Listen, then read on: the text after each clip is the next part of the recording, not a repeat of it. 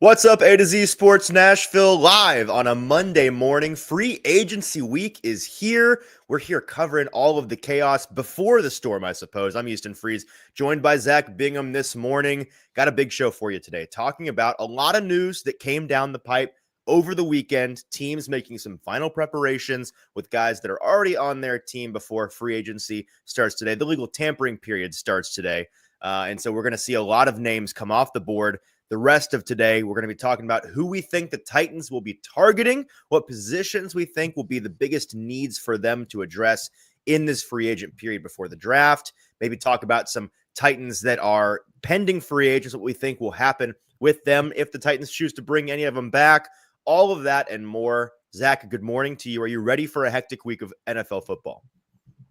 I'm ready. I think everybody is ready, right? After the lull of combine to free agency, it's tough of like, you need more in your veins, right? I'm watching, end of regular season college basketball and women's SEC tournaments. I'm doing it because it's the love of the game, but Right. I want some action. I want some of my main drug, which is the NFL. We got some of that over the last 24 hours. And, it's always interesting to see where all some of these old hats go that will fill the roster, like the Aaron Rodgers and those. And then you've seen some trades, right? So the Titans have been, they haven't really done much. They haven't done anything. That's and right. That will change. It has to change. That's just, you have to build your roster. So we will eagerly await, maybe this morning, maybe this afternoon, maybe tomorrow, and try to diagnose what they should do, what they will do, what they can do with a new regime at decision maker in the general manager position, and see where they go. So a lot to get into. We are broadcasting live on 3 different platforms, including Facebook, YouTube, and Twitch. Make sure you're locked in right there. We will tweet out segment by segment, link by link on our Twitter/X handle at A to Z Sports. So follow us there. If you're an NFL fan, at A to Z Sports NFL on that Twitter handle /X handle. On YouTube, that's the best way to enjoy this show, these live streaming shows. You can get locked in on subscription. You got to subscribe to our YouTube channel, like this show for help of distribution, and make sure you ring the bell. That means live alerts are on when we go live. Maybe it is the morning show, maybe it's prime time, maybe it's somewhere in between. Make sure your live notifications on and you subscribe to our 20,000+ subscribers on YouTube. That's an easy way to get A to Z Sports Titans content if you are a fan there. Facebook, what's going on? Facebookers, bottom left corner of your screen. Share now to public. Sharing is caring and caring is sharing, as we say on this show. Share the show around. We need to pop up in your Facebook friends' news feed. Easton, you and I don't do this show often. I'm ready. I'm excited. I'm pumped, baby. Get the blood flowing. We got a lot to get to. Shout out to Daniel. Welcome to my world now. Let's get this party started. All right, let's get it started officially this morning. Welcome into the A to Z Sports morning show live on a Monday morning. Before we get started, got to thank our sponsors for making the show happen and helping you guys out. Wilson County Hyundai. Make Wilson County Hyundai a part of your new car buying experience in Lebanon or at wilsoncountyhyundai.com. The Bone and Joint Institute of Tennessee, the region's destination for comprehensive orthopedics and sports medicine, boneandjointtn.org. And our friends at Bart Durham Injury Law. A crash can change your life forever, but help is just a click away at bartdurham.com. So, Zach, over the weekend, a lot of news flying down, a lot last night, actually, as teams were making their final preparations for free agency. And we've got a list, courtesy of Adam Schefter, this morning of some big money deals we've seen in just the past couple of days. The Bills locked down their franchise quarterback. The Steelers trade with the Seahawks for DK Metcalf, sign him to ended up being a $33 million per year deal when you add on his existing contract. The Browns lock up Myles Garrett. Turns out money was the only issue there, and he's happy to stay in Cleveland, go from Cleveland to Canton. The Rams make a big move for Devontae Adams. The Chiefs lock down Nick Bolton. The Patriots, Mike Vrabel. Hello, Harold Landry. Welcome back to the Mike Vrabel locker room. They signed him to a shockingly large deal. The Jets locked down who was, I think, everybody's favorite Titans linebacker free agent target in Jamian Sherwood. Sneaky good player. Unfortunate that he does not make it to Monday's free agency. The Seahawks, former Titan, locking down Ernest Jones to a 3-year deal. as well as defensive tackle Jaron Reed, and the Vikings locking down their running back in Aaron Jones to a 2-year deal. So looking at all of these things, Zach, before we get into the Titans of it all, what are some of your big takeaways from the big news we saw over the weekend? Myles Garrett taking the money. He wants to play for a contender, and then he re-signs with the Browns for a historic number. Yeah. Oh, you want to pay me $40 million a year? Okay, sure. Yeah. Right. And so that tells you everything you need to know. Now, maybe they sold him, and this is unique, and I think this has to do with the Titans. Maybe they sold him on, we're about to draft a quarterback, so get ready. We're going to pay you the money, and we're going to go after it and going to try to do the Jaden Daniels thing is going to be something for all bad teams trying to turn things around. Maybe they sold him that because they have the number, they have a top 5 pick and at number 2 overall.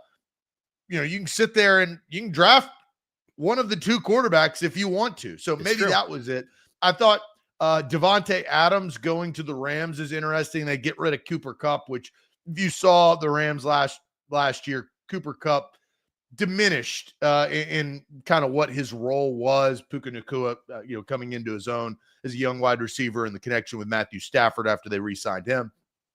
And then the Steelers, the Steelers are making moves with DK Metcalf. They've got George Pickens. Somebody's going to have to choose what number they are. But I want a live stream of that fight over who's going to wear 14. Right. Those 2 knuckleheads. Right. But, I think who's going to quarterback the Steelers? Because you have a really, really good coach in Mike Tomlin, right? He is consistent where the Steelers are in striking distance or in the playoffs, and they did that with an old hat Russell Wilson on a backwards contract that the Broncos were paying. And then they went out and got Justin Fields, who was semi-young, washed up from his Bears days, but they got the most out of him, and they won a lot of games. Hell, they won a lot more games than the Tennessee Titans did. So, you look at that, and you're curious to see how the Steelers, as they compete in the AFC North, in which we've just talked about the Browns, the Bengals have Joe Burrow and their situation. So a lot of movement, but I'm curious. We saw, I guess one thing that we saw that got hidden, the Texans getting value for Christian Kirk with the Jags in an interdivisional trade after they were going to just release him, a 7th rounder. Christian Kirk's one of those, I still feel like he can play. Still feel like maybe with the right pieces, and you're going to pair him with Nico Collins and Tate Dell and Schultz and some other players that maybe he can find his avenue to be successful. But other than that, kind of lull in the AFC South as we kind of maneuver through things. But those were kind of my initial thoughts over the weekend. I love it because you love seeing new faces on new teams. You're just trying to figure out if it is on your favorite team, if you're a fan. Right, exactly. A couple of comments here I want to address. King VC, of course, is locking like the show. Leave a 5-star review. Good morning to you, King. Appreciate you. James says, dang, who's that guy on the left? I'm Easton, not Austin. Austin's not here on a Monday, so new face for you this morning. How did the Browns find money, says Andre? Well, it's long-term deal for a big-time player. They push a lot of that money into the future. That's not going to be big on their books this year. They'll worry about it later on down the road. Well, the way that the cap is expanding, you're banking on more and more and more money going to erase that wrong here down the road. And then they restructured Deshaun Watson's contract, right? Right, so exactly. That's where the money came from. They've shuffled a lot of money over there in Cleveland because they've had to. Bork says, how are teams able to sign players like Adams that aren't on their roster prior to free agency? I thought they couldn't until today. Adams was released, so he was a free agent. Released prior to free agency opening. These guys that are coming available today, their contracts run out and are up for poaching from other teams today. When you are released and no longer on a contract prior to free agency, just like in the season, you can sign somebody off the street. So he was signed off the street to join the Rams. But it has to be a guy like that, not somebody like NWI, whose contract is becoming available today. And I also want to note, did you see the trend this year? And you've seen it a little bit last year, but this year I thought more so than ever. When they have an aging player or an expiring deal that they can get out of, they publicly release that we are allowing the player to go seek a trade. Oh, yeah. Right? So, and then all of a sudden 2 days later, it's like Harold Landry, right? Harold, go see what you can get. Mm-hmm. Nothing. Okay, we're releasing you, right? So like that's public now. That trend wasn't really open as much, and the contracts are different because of the money now compared to before. But that was a trend. This free agency is like, go seek a trade. Now you can't. You're released. Now you can go sign with whatever team you want. Yeah, it was the spring of trade permissions and trade requests. We saw a lot of those. Not as many actual trades, and that's such a desperation move from these teams that are very obvious. I don't even know why they do it. I guess they do it just for the due diligence of it all. But when you're very obviously going to cut a guy like Cooper Kupp or Harold Landry, it's kind of sad and pathetic to be like, oh, if anybody wants to come get him on this contract that we don't want and you don't want either. You know what I think it is? I think it is the cat and mouse game of the trend of the player. I mean, Myles Garrett openly said he was seeking a trade. Do you remember that weekend report, right? So players are doing it. So what I think it is that teams now are saying, well, hey, we can do that too. And we're going to down your stock or at least see if we can get something for you because we're about to release your ass in, 3, 2, 1.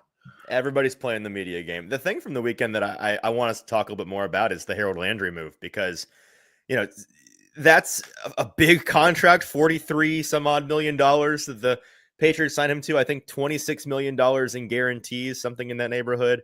Not shocking in the slightest that Mike Vrabel goes and gets his guy. We know the Mike Vrabel way. Sometimes it is loyalty to a fault. Sometimes you could argue it's loyalty over talent. And Harold Landry was probably the most vocal guy in the locker room on cleanout day 2 years ago, the day before Mike Vrabel was fired, who was talking to us in the media about how I can't envision a world here in Tennessee without Mike Vrabel. I think it'd be crazy if they moved him. And then less than 24 hours later, he was gone. And Harold Landry seemed to be hardest hit. So I'm not surprised that's where he wants to be. I'm happy for him. It's a crazy overpay, Zach. It is. It's insane that they're giving him that money.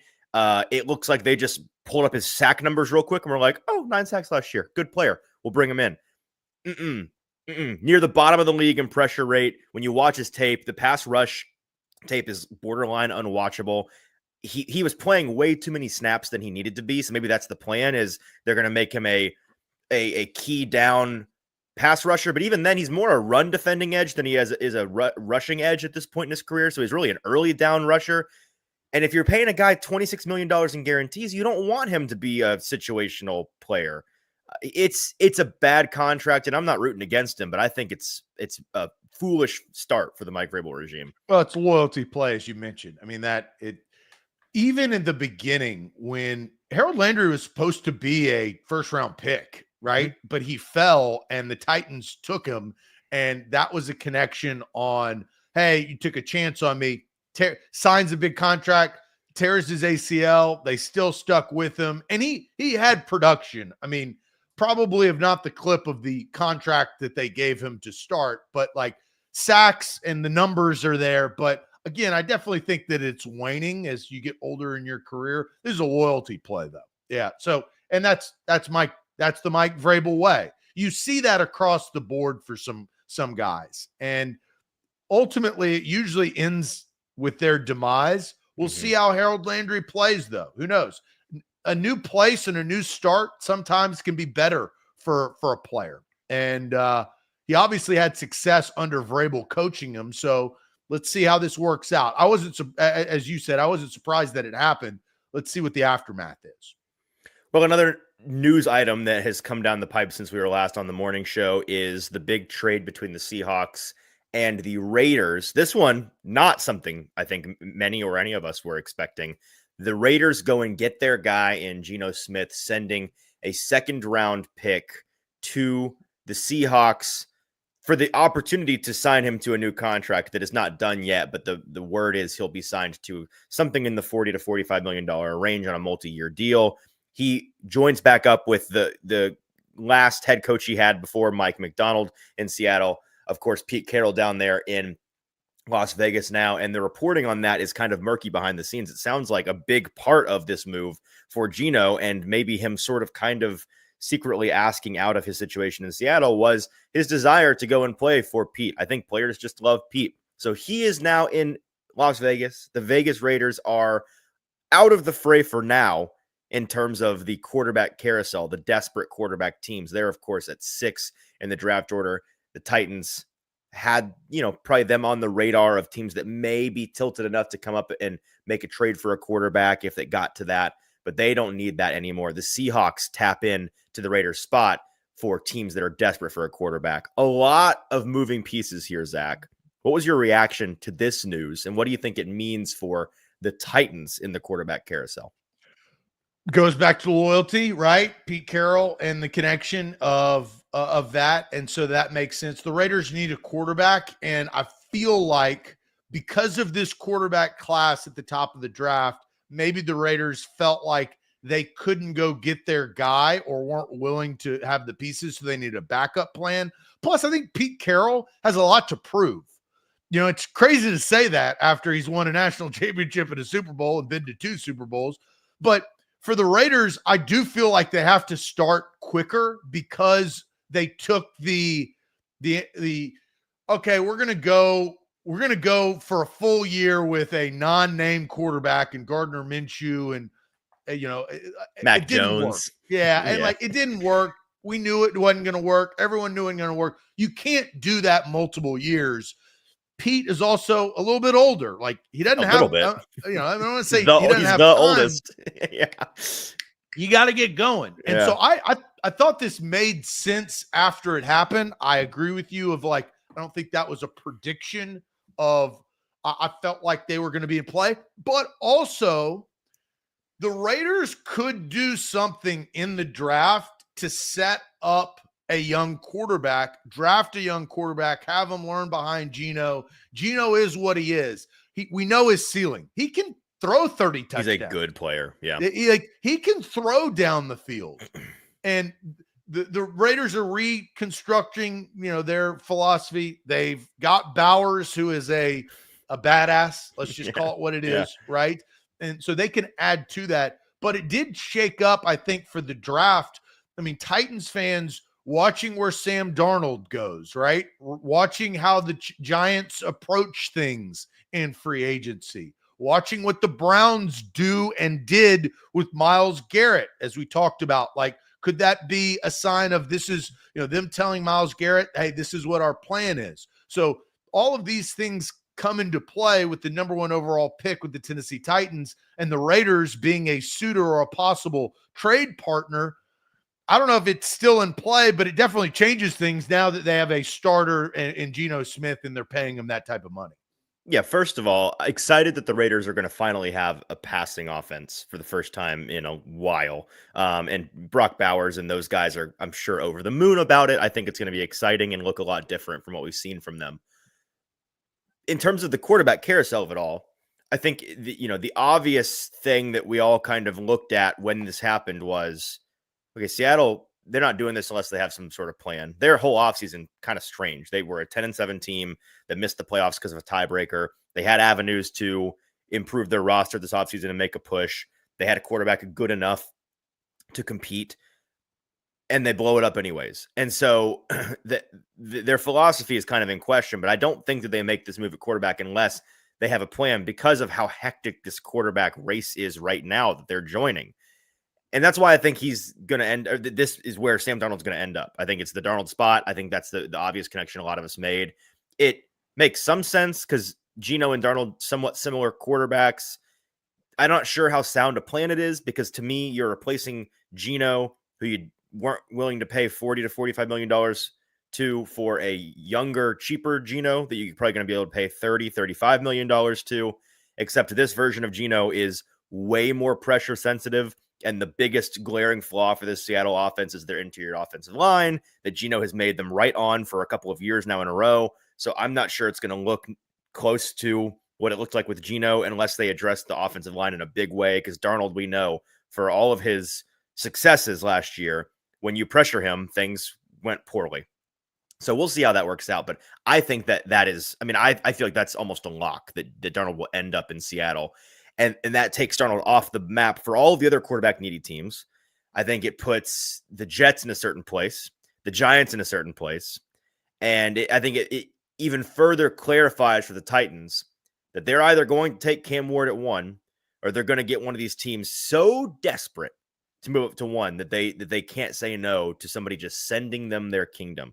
And with the Giants, man, this morning I'm reading reports about how if it's not Aaron Rodgers, then it's Russ. I heard Jimmy G at one point. I mean, it's dark. It's dark for the Giants, and they're in a tough spot. And so as things get grosser for them, it's better for the Titans, I think, in terms of the potential trade on the table. The Giants have another thing that the Titans don't have, and that is a fan base that puts ample amount of pressure on ownership and the league because of expectations. The Giants are a championship franchise. The Titans are not a championship franchise. There is a difference. The Browns are not a championship franchise. The Raiders are different because they're in Las Vegas. I think it kind of resets, but the Raiders fan base does, they are rampant. And so I think for New York, and I think this has always been the play for the Titans. We saw the expedited process. Let's talk to these prospects. Let's see over the last week. Let's get them in. Let's talk to them. Let's vet them. And then let's wait for some desperation, because you have to get the most amount of value. Easton, we haven't talked on this show, and I'm not exactly 100% sure how you feel. I've said on this show, the Titans, if they are going to trade, must get a future first-round pick. I don't give a damn if you're going from 1 to 2. You better get an effing first-round pick in 2026. If you're going from 1 to 3, you better get a 2026 first-round pick, and so forth and so on. That is a requirement for me to justify to move off of a potential quarterback, whether you love him or kind of like him. The Titans will not hate Cam Ward. So I want, and this is where Austin and I get into arguments, is because he's always in the semantics of, well, he may hate. They're not going to hate him, okay? They may not value him as much as others, but they have a quarterback problem, and anything is better than Will Levis at this point. And they know it. Callahan knows it. Borgonzi should know it. Brinker knows it.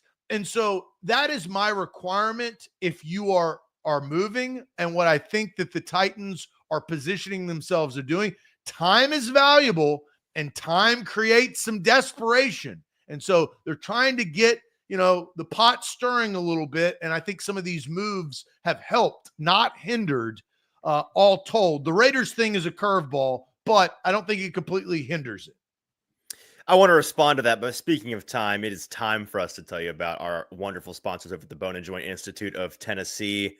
We love those guys over there just off of 65. The Bone and Joint Institute is a fantastic place, the region's destination for comprehensive orthopedics and sports medicine. You can visit them at boneandjointtn.org. Whenever you get hurt in life, you have to know who to trust. They are located right there in Franklin off of 65 with a dozen specialists who can help you through any type of injury. They got a state-of-the-art rehab facility on campus to help you recover right there in-house. They can do everything under that one roof for your convenience. They got a clinic, testing, imaging, surgery, rehab. Schedule an appointment today over at boneandjointtn.org.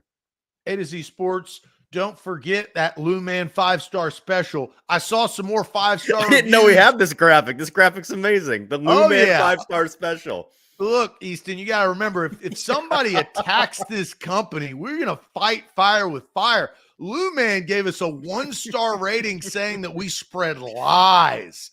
And that's the biggest lie and joke of this thing. Lou Man's been watching the show for years. And so we were surprised and shocked and hurt. And so what we do is we rally the A to Z Sports troop, the chat, and the chat has come back and combated Lou Man's negativity with 5-star reviews, and they're coming in hot. I think we got like 80 plus, trying to get to 100 5-star reviews. Let's go. So we're 4.9. It's tough because he's hurt our average. I mean, it's defamation. I mean, we're thinking about taking him to court. We decided not. No, we weren't going to do that. We've got to drown him out with 5 stars. But the people have spoken. So power to the people. Like and subscribe and give that Lou Man 5-star special on Google right there on A to Z Sports. All right. So to respond to what you were saying, Zach, we're fighting over it. I hear what you're saying about the first round pick. And I get the sentiment from a narrative standpoint that you can't do that. You can't move without getting a future first. And what I'm about to say ultimately doesn't matter, because what I can tell you when I put my reporter hat on is that the Titans, all indications are they're not even remotely interested in anything that doesn't involve a first round pick. So they are of the same mind that you are. And I think a lot of that has to do with the fact that we know that not only do they not hate Cam Ward, they kind of like Cam Ward. And so I think it's fair to say they like Cam Ward right now. They're questioning whether or not they love him enough to take him over whatever the ultimate biggest trade package they're going to be offered for him is. The way that I feel is, and this I guess is more in theory now at this point, if they were out on Cam Ward at number 1, if they had decided in the building, and maybe this is all smoke and I don't really know. Maybe in the building they've decided whether we stay at 1 or whether we move, we're not taking Cam at 1. We would rather take one of the other guys. In that case, I think you take whatever you can get to trade down to 2 or 3, because you're getting one of the blue chip, only 2 blue chip guys in the entire class. You're getting a couple extra day 2, probably top 100 picks in the process is the worst case scenario you get to make that move. It's free picks. I think it'd be boneheaded to not move if you're out on Cam Ward. But again, that's more in theory at this point, I think, because all of my reporting, and I've done a lot of writing about this on A to Z Sports in the last 2 weeks, so go check it out, is that they don't feel that way, that they are not opposed to taking Cam Ward at 1. And if they stick at 1, they're going to take Ward. So I want to stop you. Easton, none of that matters. What's the biggest problem on the Tennessee Titans roster? Quarterback. You can't do any of what you just said. You can't. You can out on No, them. you can't. You have your biggest problem in your whole building, in your whole franchise, is your quarterback position blows. You don't have the luxury to do that. It's not a luxury. Only luxury this is you have is you bad can trade franchises down, stay bad, Zach. This is how bad trade franchises down stay and bad. get a future first-round pick to position and sell your fan base that pays all your bills, besides the streaming services and television networks. Right. But to sell them that we are doing this to start stacking picks to build our roster better, to then go get our quarterback next season. The Houston Texans did that in a tanking way. The Titans, I don't think tanked. I just think they were bad. But you have got to at least show your fan base that pays all of this money to go to the games and help support you, that you got to show them a plan. And you trading for a second rounder down 2 spots and missing to out take the guy on you the were going most to take important anyways position in your roster, that doesn't make sense. No. See, you're talking from a narrative standpoint. You're talking from a sales standpoint, which is where your brain is at. And it's what we love about you here at A to Z Sports, because it's where you make the money work around here. But what I'm talking about is from a team building standpoint. And from a team building standpoint, this binary thinking of quarterback is our biggest position of need, so we have to take quarterback, is how bad teams stay bad. It is. And if they determine that and again, I think we're just arguing over something that doesn't matter, because from what I understand inside the building, they like Cam. They're interested in Cam at 1. But if That's they what decide, I'm saying. They don't dislike him. That is there not are teams that do. But there are teams that do. There are teams that if they had the first pick, they'd be like, I would not spend the first on any of these quarterbacks. But they're not in the same position that the Tennessee Titans are, of the number 1 overall pick, the worst team in the league, and their biggest problem is at quarterback. And what I'm saying that's the difference. And what no, it's not though, because what I'm saying is if the driving factor behind you being in on Cam Ward is the fact that you need a quarterback, you're doing it wrong, and you're going to stay a bad franchise. If the driving factor behind who you draft, when and where, especially with the first overall pick, is what you need the most, that's how you end up with overdrafts that don't work out and you stay a bad team. So that needs to not, if that's what they're thinking, if that's their logic, I have no faith in this front office. I don't think that's their logic, but if it is, it's bad.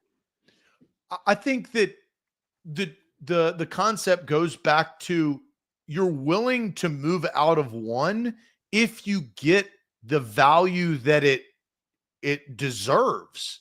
And the value that moving out of the number 1 overall pick, which is earned, not given, you got to lose a lot of games, right? Maybe intentionally lose some games. Is you don't want to ever be picking there again.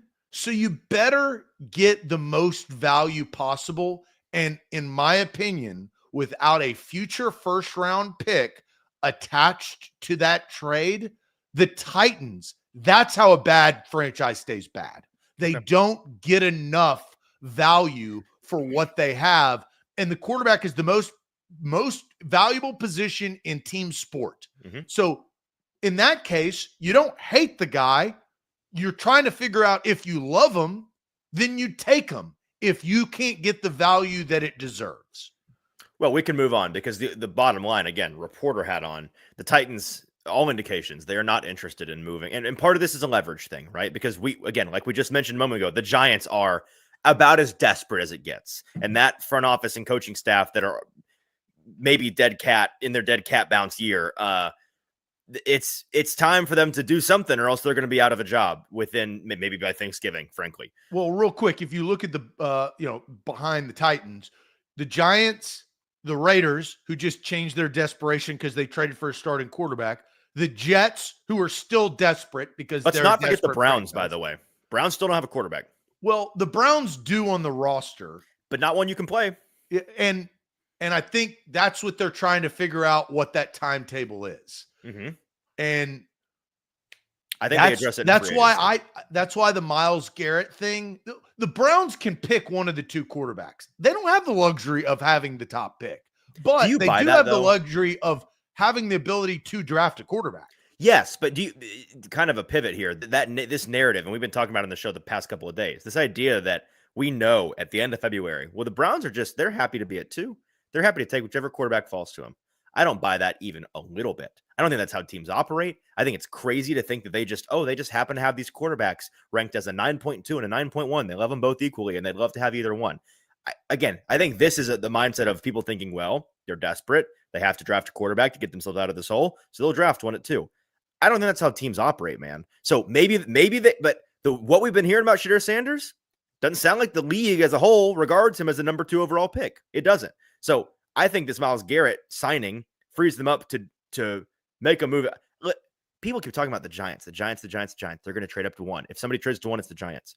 I think we are writing off the possibility that the Browns, like if they are in on one of the guys, probably Cam, what is precluding them from making a move from 2 to 1 and trying to outbid the Giants with a better pick? I think we're writing that off too much.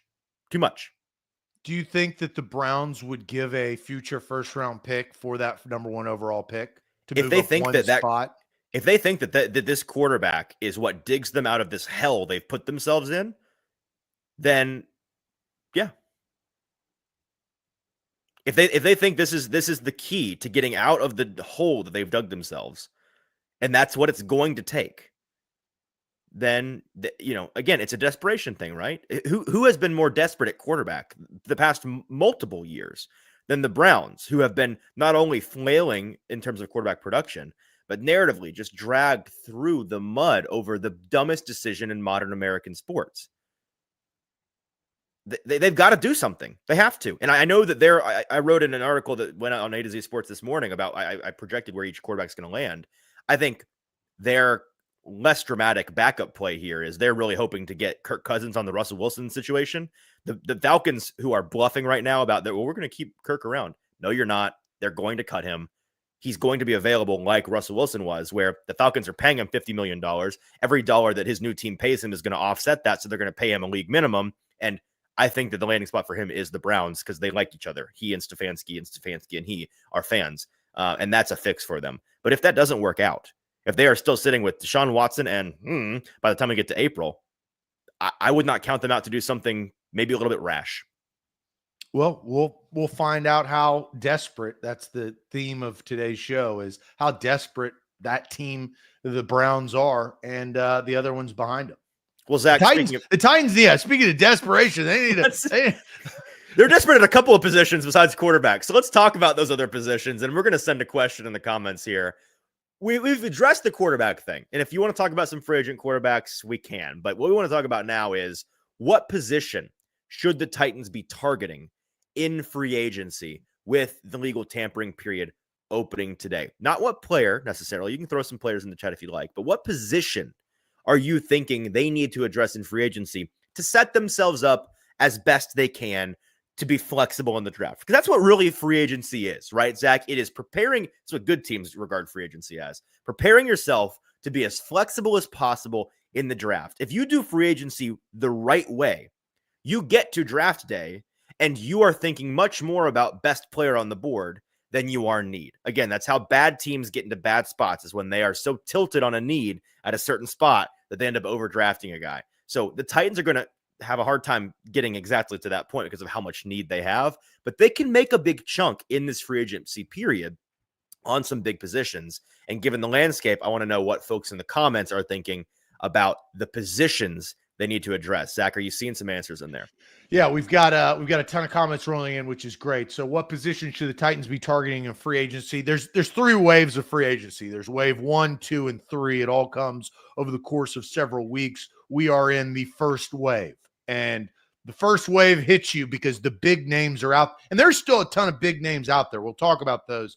But let's see what the chat has to say. Curtis says edge and wide receiver. Edge from Randy. This is all stemmed, obviously, Harold Landry leaving after not being traded and going to the Patriots. We saw that over the weekend. Left tackle or wide receiver from Big Ten Jeff. Edge or offensive line from Titans Kyle. Right tackle from Justin Simmons. Guard and wide receiver from Daniel. Let's see. A wide receiver 2 from John. Offensive line from American Tough. Right guard and tackle from Kick It to the King Productions. Steven goes edge rusher and offensive line. Louis, 5-star special Lou, goes wide receiver. Corey says edge and offensive line. Right guard and right tackle from Raz Biggie. Guard from Joe. Edge from Cole. Edge and right tackle from Rashid. Safety from Mr. Robinson Neighborhood. Billy says every damn position. That's going to be tough to address, all told. Patrick says quarterback. Offensive line from Swain, right tackle, wide receiver, right guard, and edge from Denise. Denise goes all told. All the positions. Yeah, well, but she's pretty correct in what the needs are. Mm-hmm. How you address them in free agency is also a different concept, right? And a different approach. Offensive line from Jackson, offensive line, wide receiver. So seeing a lot of the same position. This is attributed to the chat understanding the team needs of the Tennessee Titans and their team. They're saying the same things. We're hearing offensive line, we're hearing right tackle, we're hearing wide receiver, we're hearing quarterback at times. Easton, in your opinion, what should the Titans, and I'm going to be specific on this, kind of target first in this first wave? Because I mean, I hate how the NFL does this with tampering and all that BS. Is like, we're in free agency. Things are going, right? Yeah. It's not official, but it's official. What do you think that they should do to start this free agency for the Titans? Yeah, I think another way of framing that is, where should they be big spenders, right? Because that's where this first wave is the big money guys, and the quality goes down with each wave. What I've been trying to preach to folks, and I think that you would agree with this new regime has come in and talked about, kind of not so subtly, hey, last year the way we did free agency, we're not doing that anymore. That was a bad idea. It was kind of a sugar rush. We spent money we shouldn't have spent. We're going to be very, very different, more conservative, more I think try to approach it with some more wisdom. Long term, right? Long term building, exactly. So problem is the NFL's short term. right, exactly. But I do think all of that messaging has led folks to think, oh, well, they're just not going to be that involved in free agency. They're going to be very involved in free agency. It's just not going to be with the A-class guys. We talk about the way that Washington approached this time of year last year. And I've talked to Titans brass on and off the record about that. They talk about the way that Washington addressed the free agency period last year as a way that they've studied and a way that they respect and a way that they are kind of modeling what they're going to do. And Washington signed 26 free agents. Now, 21 of them were on 1-year deals, and they were like, 32-year-old linebackers who were great locker room guys. And everybody's like, okay, don't care. It ended up working out really well for him. And obviously, Jaden Daniels was the straw that stirred that drink. But that team building worked in a big way. They went from the second overall pick to the NFC Championship in 1 year. That's the beauty of the NFL.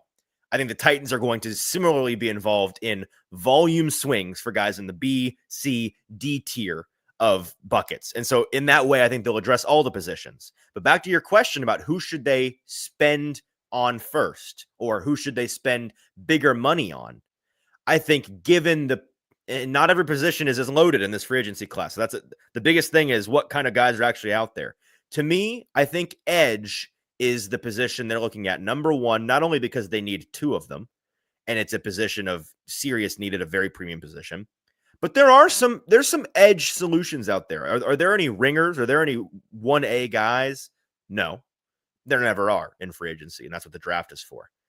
But there are some guys that you can get in here who are going to be immediate upgrades over what you had in Harold Landry or Arden Key last year. I think that they will come at a reasonable price. And so edge is the position that I think the big money for the Titans will be edge one. And then behind those guys, I wouldn't be surprised if they gave good money to a guard. I wouldn't be surprised if they gave pretty good money to a linebacker or a safety. So we can talk about the other positions, but Zach, what is your opinion on the number one edge position first? Because okay, I think sure. I'm curious on this. There are now edge rushers that have previously been overpaid that are now in free agency. That's how it works, right? Mm-hmm. We don't think as a team based on the construct of our roster and your value that it aligns with us continuing on. So we're releasing you. Mm-hmm. Out of these edge guys, you talk about impact. The tier ones, you've got the Khalil Macks, you've got Bosa out there. I mean, where are you talking about, like the Dante Fowler Jr. that has been around the league, the Chase Youngs that have been around the league? Like, what in your mind, what do you think the Matthew Judon has been around the league? Like, what is your approach within at least this short list? The number one guy on this list that sticks out to me is Azeez Ojulari. Like you mentioned, the Khalil Macks, the Josh Sweats. I think Chase Young on this list is low. I think that he's up in that tier right now, age-wise at least. And all three, well, I think Mack and Young are liable to return to their teams. I think Josh Sweat is going to be paid big money by like the Commanders or somebody trying to push the chips into the middle. I don't expect the Titans to be in on Josh Sweat and his Super Bowl tax. So I think you're looking at guys like Malcolm Kuntz, Baron Browning, Deo Yingbo. And then Azeez Ojulari is, I mean, from an age standpoint, he's a younger player. He's somebody that I think can fill that number 2 role for them and set the table for them to address this position in the draft, which I think that they will be seriously considering. So that's the tier of guy that I think they'll be shopping in. That makes sense. And that's kind of what you said, is that they're not going to spend the big money, but they're trying to get the stability of a good contract. I mean, you're going to have to overpay in free agency. That's just how it works. Sorry. Mm-hmm. But you're probably, very rarely do you get the value for the money that you're going to pay for a free agent just in the offseason. So I think that does make a lot of sense. I think this is something that I'm watching that I think would be unique. They have to find wide receiver help, correct? Right? Like They need wide receiver help. Well, they currently have a receiver, so they got to find somebody else. So I look on the offensive side of the ball. Can I look to see if that is maneuvering of what they could be doing in the draft, right? That's why you have free agency and then the draft. Mm-hmm. There's a big difference. You've got quarterback and then you've got Abdul Carter, right? I mean, those are kind of what we're talking about. Carter would be your linchpin edge for hopefully 10 years if you pick them there, right? Mm-hmm. That's the hope and want if you're picking them that high. Quarterback, what we talk about is, do you have the pieces on your roster to help and protect said quarterback? The left, honestly, from center to the left tackle, they've invested mightily and heavily in young emerging draft picks and free agents to anchor that, to help whoever is quarterbacking the Tennessee Titans. You need right tackle help. I looked at the right tackle free agency list. There's not, it never really is. But Morgan Moses is the name you should keep your eye on today. That's the guy that I was looking at before the show. Yep. He's probably the most valued right tackle with the most experience. You have to probably overpay for him a little bit. And he's 102 years old. Yeah. And he's 34, right? Yeah. But Easton, you, I, and the rest of the country, world, city knows that he's better than Nicholas Petit-Frere. Yes, we do. Who we never want to say again regarding the Tennessee Titans, right? So, I think that now is a justification. And then maybe in the second wave, you target wide receiver because you're going to have to target wide receiver. The receiver group is tough, man. It is. It is tough. It is tough. But the hard part about the draft in this wide receiver class is nobody is as good as Marvin Harrison, right? So, we knew that. Incorrect. Last year. Completely disagree. You don't think, okay, who? Travis. As a wide receiver position. Okay. I will give you that. I look at him more as a corner. I know other teams look at him more as a wide receiver, right? So yeah, I don't think there's a wrong answer. By the way, I think he's whatever you want him to be. So I will yield on that because of his ability. There's a massive drop off. There is a big drop off after that. Yeah. So that I think is the problem. Is where are you going to actually find you're going to really have to pick correctly in this wide receiver class in the later rounds, and you don't have a third round pick. Right. So 4th, 5th, 6th wide receiver, you can't go to battle with that. What are they going to do at right tackle and wide receiver? Those are my two targeted free agency moves based on need and what the draft provides and doesn't provide where the Titans have assets. Yeah, I like where your head is at because again, it is all about setting yourself up for the draft, and especially if they do not find another top 100 pick.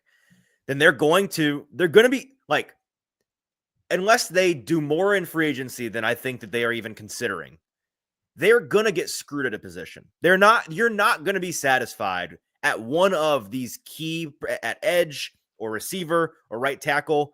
I'm just telling you, we're going to go into next year and there's going to be at least somewhat unsatisfactory situation at one of those positions, because of the way they've set themselves up. Now, maybe trading the first round pick can change that. Trading maybe the second round pick can change that. You get a couple day 2 picks and we sell ourselves on some high upside rookies in their first year. But right now, I think an edge player that I failed to mention is Geno Smith, who was just released by the Lions, which was kind of a surprising move. And I saw a lot of Lions beat writers saying, why? I'm not sure the point was you're not going to get that production for the price that he was being paid. And so he's going to be another highly sought after guy. If the Titans were going to go after one of those higher tier guys in edge free agency, he's not Khalil Mack, not Joey Bosa, not those guys we saw on the list a moment ago. I think it's Geno Smith. I would not be surprised at all if we hear them sniffing around that, and maybe they end up landing that. Maybe edge is the position that they end up trying to fix in free agency to not have to address it in the draft, because it's, and if they don't draft it in the draft, that means they're drafting a quarterback. Well, yes. I think that's why the positioning is important. Right. You're not going to go to war with a young quarterback without the pieces.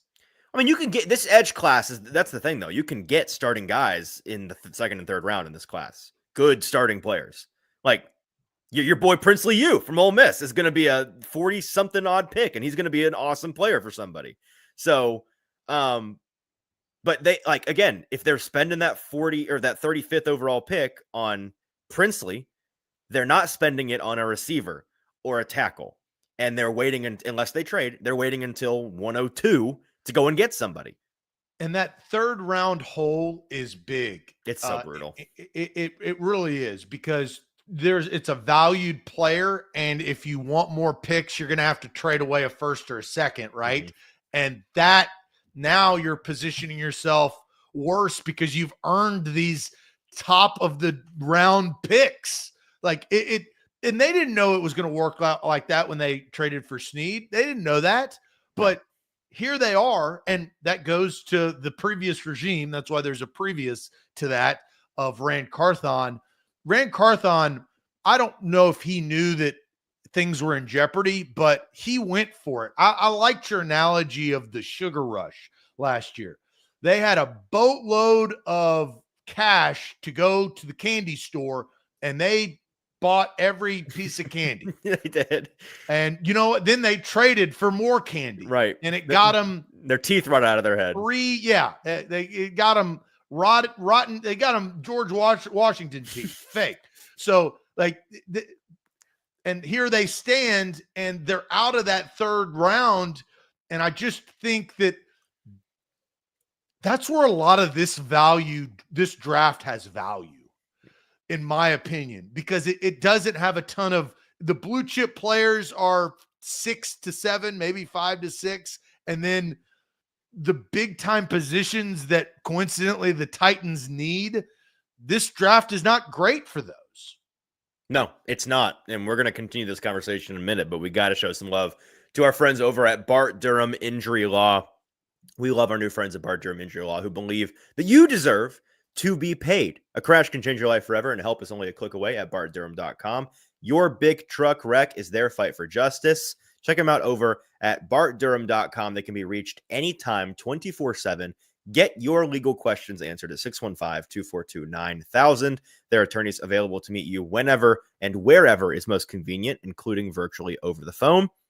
Get the current news, blogs, contact them, live chat with them over at bartdurham.com. They've been in business since 1975, so they got 50 years of experience dealing with all kinds of automobile wrecks, located right here in Capitol View, Nashville. They're local, but they'll fight for anybody in Kentucky or Tennessee that has been in any kind of auto accident, led, of course, by Blair Durham, a great Tennessean, a Marine veteran, doing it the right way over at bartdurham.com. A to Z Sports. Don't forget to like and subscribe, like the show if you're watching on YouTube or Facebook, and then go type in Google. When you're in Google, A to Z Sports Nashville, A to Z Sports, whatever you want, you'll see us pop up, and give us a 5-star review if you would. So, Zach, we agree that edge is the position that they have to address in free agency, or they're likely to address in free agency first. And I think that you'll see a lot of these edge guys come off the board today. We mentioned Morgan Moses as the right tackle option that they'll probably be fighting over. I think another name, just throwing some names out there, I think Will Fries, however you say it, over in Indianapolis is one of the top guard options in this group. I think that he's somebody that they'll keep their eye on. I do think that they will probably swing for quantity at the linebacker and safety positions, because they need dudes there. They need depth, quality depth there. We saw a ton of the best linebackers in the field come off the board yesterday to stay with their own team, which is not surprising, but is a wee bit disappointing. So I think the last position that we really haven't touched on, and we can touch on any of those if you have some thoughts, is quarterback, because regardless of what they do at 1, the Titans are going to sign a free agent quarterback. They are. It's going to happen. They said that. They literally told, yes. They've said it out loud. We are signing a free agent quarterback. Let it be known. So yeah. They didn't say if it was, they kind of were teasing about, it could be Sam Darnold. It could be, Matt Jones. Chase Daniels. Unemployed or no longer employed. No longer in a lot of jobs. So, excuse me, retired, currently in media, heavily employed. But here's the list of free agent quarterbacks, just to give you an idea of what we're looking at. The Steelers boys and Justin Fields and Russell Wilson. Jameis Winston, who's in on that experiment. Jacoby Brissett is somebody out there that I think is a very real possibility. We've heard, I think Buck was talking earlier today about how he's heard the names Mac Jones and Zach Wilson attached to the Tennessee Titans. I have kind of I've heard one of those took attached to the Titans. The other, I'll believe it when I see it. And then, of course, Mason Rudolph, who is not going to be returning to be a Titan. Zach, if you have to pick somebody that you think is in their price range, and again, we're not talking about Justin Fields. We're not talking about Sam Darnold. We're not talking about, maybe that's the end. I mean, I don't think they're talking about Daniel Jones, but everybody else is probably free game. Who are you interested in? I don't think I'd ever think that I would ever say this in my life. But you have to play the game. The NFL is a off-season game and an in-season game. Mm-hmm. I think you being, if you are the Titans, you sign a quarterback that is not going to win you games if he comes in, because you don't want him to compete with whoever. I think Mac Jones makes perfect sense. And I'll tell you, because he's bad. Yes. And I I love it. Because if you don't draft a quarterback and you want to lose, Mm-hmm. you want to be in position to go get better quarterback play next year, and you're just tanking to tank, and Mac Jones and Will Levis, that combination shouldn't win you a lot of games. So Jacoby Brissett can, he'll win you this games. is the game within the game. It can have you pick 12th, and picking 12th is not in your best interest if you don't have a quarterback, right? Mac Jones also, in some way, maybe he can win one game. If he plays 4, he will lose 3. And so, if you draft Cam Ward and something happens for a game, then Mac Jones can come in and win one game. So, I think you're kind of hedging there. But you never want Jacoby Brissett to be better than Cam Ward if you draft Cam Ward, and you sure as hell don't want him to win you 7 to 8 games in which he's shown over his career he can. He can just read defenses. Right. He plays the game better. So that's my answer, and I hate my answer, but I'm sticking with it. Well, Jay Just Joking sent us a super chat, says he would love a trade back to get Carter and some draft capital. And if that were the case, you'd be relying on one of these free agent quarterbacks to be your guy this year. And to your point, the front office, the fans, at least, more interested in losing games than winning games, if that was what would happen. Now, so I agree with you on that front. And that's why I think Mac Jones makes some sense. Where you lose me is this idea that if you do take Cam Ward, you still want a guy that's not going to be any good. I think that's crazy. I think if you take Cam Ward, to me, I would take Jacoby Brissett or Jameis Winston. Chicken before the egg. You have to decide before you get there, and you don't know who's going to offer you what for your number one overall. So that's pick. why, to me, I think the best of both worlds is Jameis Winston. I think you take Jameis. I think that he is both capable of being good enough to push Cam and come in and spot start and, win half the games he has to spot start. But if he has to play a whole season, it will fall apart. He will lose games. He will throw games away. And, we saw that experience with the Browns last year most recently. So to me, it's Jameis. Jameis would be my pick. I don't know if it's super realistic, but I do know the Titans. Here's what a reporter had on again. The Titans wouldn't be opposed to Jameis. They'd be okay with that. I just don't like Jameis getting more attention than anybody else. I think he's an attention whore. And the Titans, if you're going to have somebody that has the attention, it needs to be your number one overall quarterback that you've taken. And so I understand your philosophy. I think that you've presented it. I just, I go the tank route. I want to ask you a question, Easton, about the influence that Brian Callahan could or should have on some of these decisions in the sense of Brinker and Borgonzi aren't going anywhere. They're not. They just restructured. But Callahan has to position himself to get better players so he can coach them, right? Coaching better, more talented players. Some of these scenarios that we've thrown out on this show could be detrimental to that. Like, how do you play it if you're Callahan? Because you can't just openly tank. You can't, Not for a full season. you know, like you don't get that You can do it luxury in a game, but you can't. He's in the, and I've said this before, he's in the tough, he knows this, but you knew this when you took the job. I mean, it's NFL head coaching job. Brian Callahan is in the kind of toughest position in the franchise. You know, he's got it tougher than Amy. He's got it tougher than Brinker. He's got it tougher than Bergonzi. He's got it tougher than the number 1 overall pick or the number 3 overall pick if they trade. Like, he has to win games. That I know is in his job description, but how you go about that over a period of time also does matter. And you want some stability if you are, taking a quarterback at the top of the draft. Yeah, I hear you, and that's fair. And that's the rub, right? That's where we are having to weigh what we know the front office wants to do and what we know the coaching staff feels they have to do, right? From a self-preservation standpoint, because then something that I say relatively frequently is that the number 1 job is to keep the job. That's if you're a head coach, that's if you're a GM, that's the way you have to operate in the NFL. Number 2 job is to win games or to, develop a guy or whatever else you're trying to do.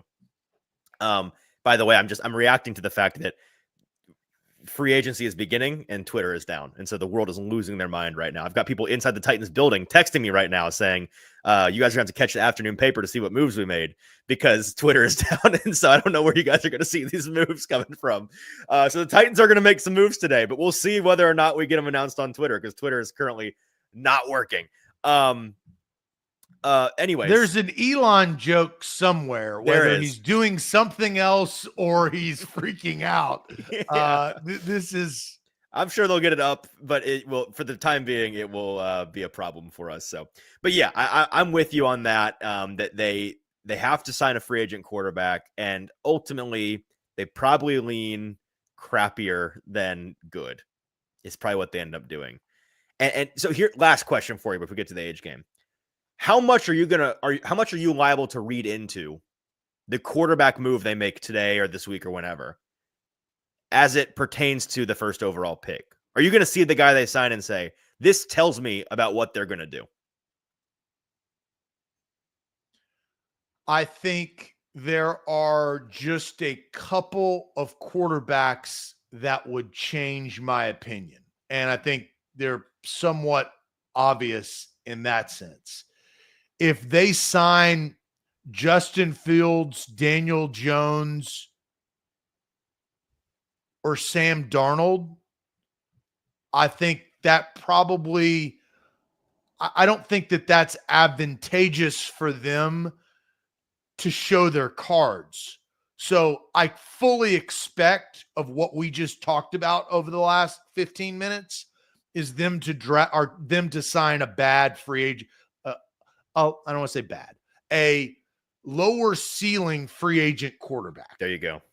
Yep. And that is what they need to do. That's what they should do. And I believe that's what they will do because it still has them playing the public game of we could do either, And I think the only way, like if they signed Sam Darnold in a crazy way, then they would trade the pick immediately. Like it would happen, yes. Boom, boom, probably. Right? Yeah. So you'd lose all leverage if you did Darnold and then. So we I think that's my opinion on it is that at this point in March 10th, they need to start concentrating on right tackle and edge and wide receiver and safety and linebacker and all the positions that you, myself, and the chat. Again, I credit the chat. Our chat has been here for years and years. And look, they are fans and they sometimes get emotional, but they know the team need of the team. Like they're not dumb in that sense. Like we all know what they need to do. I think that the Titans will start to target those team needs that we talked about. Yeah, I agree. All right. I think that's our time here. It's time to get some age game up in here, Zach. And I'm stoked for this because I've played this game one time. I have won this game one time. So I'm either about to become the greatest age game player in the history of the age game, or I'm about to cut my win percentage in half let's get into it. We do have a video for this, right? Is there an age game thing? No age game video. Okay, I feel like I'm losing my mind County, here. We do have Wilson County We Hyundai. do have who's Wilson a great County sponsor. Hyundai, so I will pivot to that. Our great friends over at Wilson County Hyundai. Go check them out. Make them a part of your car buying experience today over there in Lebanon, WilsonCountyHyundai.com. Okay, Zach, you have the age person decided for me. Lay it out. I'm turning the comments off.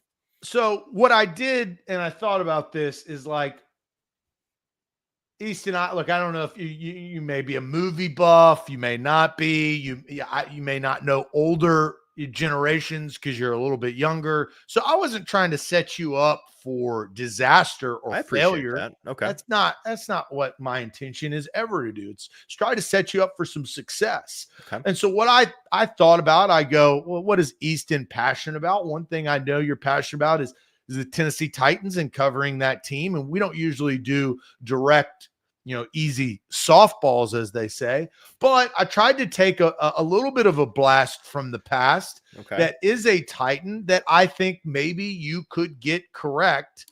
And we will start with former Titans tight end Bo Scaife. How old is Bo Scaife?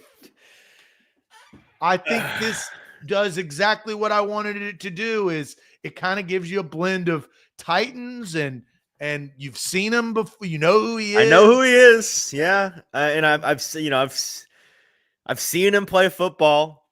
It's in that, and this is interesting because again, the first time I ever played this game, my one win was how old would Mr.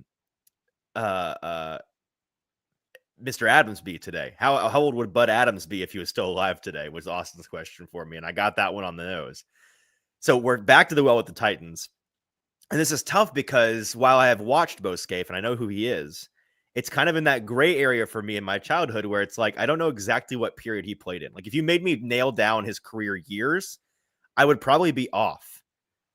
And so I'm trying to do the math in my head of like, okay, the usual age of an NFL player in their rookie year. When was Bo Scaife a rookie? How would that make him today? Oh man, I feel like this is a real shot in the dark and I might be way off. I will say that Bo Scaife, if he was, I'll say he's 46. 46, final, locking it in. 46, final answer. I feel terrible about it. Well, don't feel terrible. You never know. Okay. You know. If it hits, it's a shot in the dark.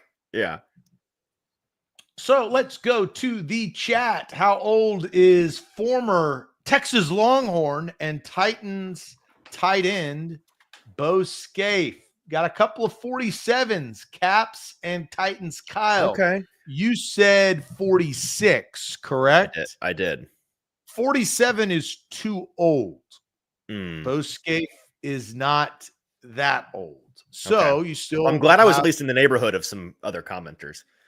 Yeah. 49, too old. Darius, 42, too young. Oh, okay. So I'm in the right territory here. But you were too off. Bo Scaife is 44, and Tall Texan, who is a first-time champion, I've already got this. Tall Texan there, bottom right above Mike Peck. Tall Texan at 44 is now on the leaderboard. You got Brock Kraft and Titans Kyle 5 times, Orlando Jones and Anthony Malley 4 times, but Tall Texan's on the board. I mean, that was close. You know, if you get 5 off, you had no clue, but 2 to 1 off, that's that. A pretty good. It's respectable. Yes. It's respectable. I'll take that. All right. Well, that's our show today. Assuming Twitter stays down, turn on SportsCenter and crank up your radios because you're going to want to find out what happened.